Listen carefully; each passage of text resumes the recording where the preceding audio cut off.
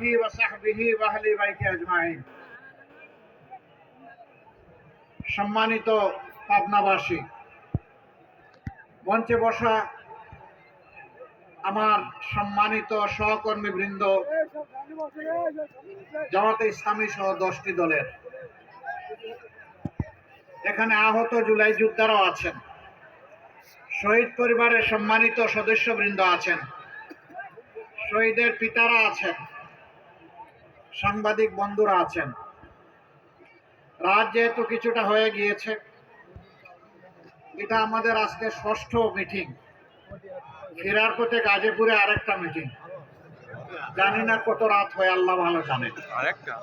কাজে আমরা লম্বা কথা আজকে বলবো না, আমরা সংক্ষিপ্ত কিছু কথা বলে এখান থেকে বিদায় নিতে চাই। এই পাবনা হচ্ছে আমাদের আবেগের ঠিকানা। আমাদের আমিরে জামাতকে ঠান্ডা মাথায় খুন করেছে খুনিরা। তার রক্ত ভেজা দেহ এই পাবনার মাটিতে আমরা আমানত রেখেছি। এখন যেখানে দাঁড়িয়ে কথা বলছি, এই জায়গায় ইউনিয়ন পরিষদের একজন সদস্য থেকে শুরু করে যিনি জাতীয় সংসদের সদস্যের পদ বারবার অলঙ্কৃত করেছেন আপনাদের ভালোবাসা, আপনাদের সমর্থন, আপনাদের ভোট নিয়ে, সেই মানুষটাকে ঠান্ডা মাথায় খুন করা হয়েছে। যিনি পাবনার উন্নয়নের উপকার ছিলেন, প্রত্যেকটা মানুষ যাকে ভালোবাসত, আর তিনি প্রত্যেকটা মানুষকে নাম ধরে রাখতে পারতেন, সে অনন্য বৈশিষ্ট্যের অধিকারী মৌলানা আব্দুস সোবহান সাহেবকেও ঠান্ডা মাথায় জেলের ভিতরে তাকে খুন করা হয়েছে। সম্মানিত পাবনাবাসী, দুটি জানাজাই আমাকে ঝুঁকি নিয়ে থাকার সুযোগ আল্লাহ তাআলা দান করেছিলেন। সেদিন চোখের পানিতে আমরা আমাদের 2 কলিজার টুকরাকে পাবনার মাটিতে রেখে গিয়েছিলাম। আজ আমি আপনাদের সামনে দাঁড়িয়েছি।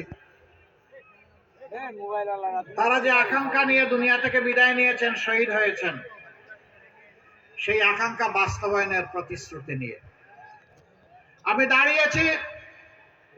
ফ্যাসিস্ট আমলের 15.5 বছরে অসংখ্য আলেম ওলামা, রাজনৈতিক নেতাকর্মী,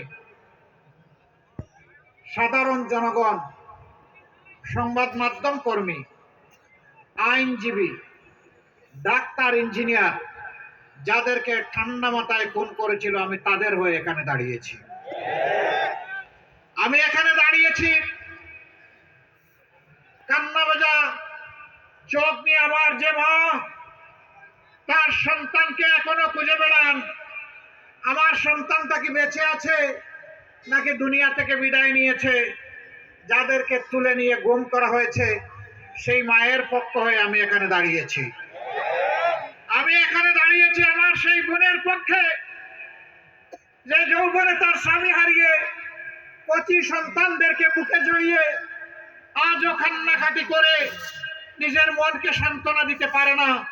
আমি আমার সেই বোনটির পক্ষে এখানে দাঁড়িয়েছি।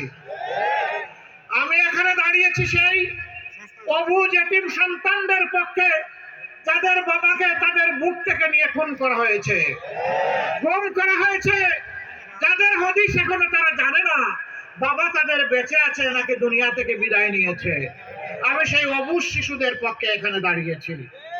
আমি দাঁড়িয়েছি জুলাই আন্দোলনে বুক চিতিয়ে জীবন দিয়ে যুদ্ধ করে দুনিয়া থেকে যারা বিদায় নিয়েছিল, তারা আমাদের ঘাড়ে একটা বিশাল দায়িত্ব রেখে গিয়েছে।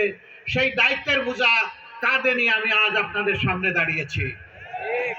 প্রিয় পাবনাবাসী, আমি দাঁড়িয়েছি স্বৈর শাসনের বিরুদ্ধে যুদ্ধ করে যারা আহত হয়েছে, পঙ্গু হয়েছে, চোখ হারিয়েছে, পা হারিয়েছে, মেরুদণ্ডে আঘাত পেয়ে হাসপাতালের বেডে কিংবা নিজের বাড়ির বিছনায় অবশ হয়ে পড়ে আছে, আজ আমি তাদের হয়ে এখানে দাঁড়িয়েছি।